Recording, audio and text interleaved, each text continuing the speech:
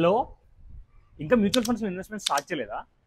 అసలు మ్యూచువల్ ఫండ్స్లో minimum SIP amount ఎంతో మీకు తెలుసా? పద ఈ వీడియోలో తెలుసుకుందాం. SEBI as a part of financial inclusion last 25 ఇయర్స్లో మ్యూచువల్ ఫండ్స్లో ఉన్న ప్రతి ప్రాబ్లమ్ని సాల్వ్ చేసుకుంటూ వచ్చింది. ఇప్పుడు సెబీ కాన్సన్ట్రేషన్ అంతా మ్యూచువల్ ఫండ్స్ని లోవర్ ఇన్కమ్ గ్రూప్ పీపుల్కి ఎలా తీసుకెళ్ళాలి అని ఈ మైక్రో ఎస్ఐపి కాన్సెప్ట్లో ఒక investor up to 50,000 rupees per year without PAN card invest చేయొచ్చు అనమాట. మినిమం ఎస్ఐపి అమౌంట్ వచ్చేసి జస్ట్ 250 రూపీస్.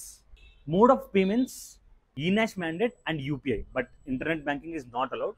ఈ ప్రాసెస్లో కొన్న మ్యూచువల్ ఫండ్స్ ఎయిదర్ డిమాట్ మోడ్లో కానీ or SOA statement of account మోడ్లో కానీ క్రెడిట్ అవుతాయి. ఈ ప్రాసెస్లో న్యూ ఇన్వెస్టర్ని ఎడ్యుకేట్ చేసే ప్రతి మ్యూచువల్ ఫండ్ డిస్ట్రిబ్యూటర్కి 500 రూపీస్ ఇన్సెంటివ్ కూడా తీసుకొచ్చింది. బట్ ఇందులో ఒక క్యాచ్ ఏంటి అంటే ఆ new investor at least 24 months of investment చేయాలన్నమాట కంటిన్యూస్గా. సో సెబీ ఈ రూల్స్ అన్ని తీసుకురాకముందే కొన్ని ఏఎంసీస్ లైక్ నావీ కొన్ని మ్యూచువల్ ఫండ్స్ స్టార్ట్ చేసింది, where the SIP amount is just 10 rupees.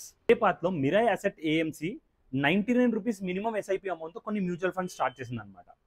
ఈ ఫండ్స్ ఏంటి, అకౌంట్ ఎలా క్రియేట్ చేసుకోవాలి, ఈ ప్రాసెస్ అంతా మేము ఒక డాక్యుమెంట్ చేసాం. అది నీకు కావాలి అంటే మైక్రో ఎస్ఐపి అని కామెంట్ చేయి, నేను నీకు డైరెక్ట్గా డిఎం చేస్తాను. Keep following fortune box for more financial content.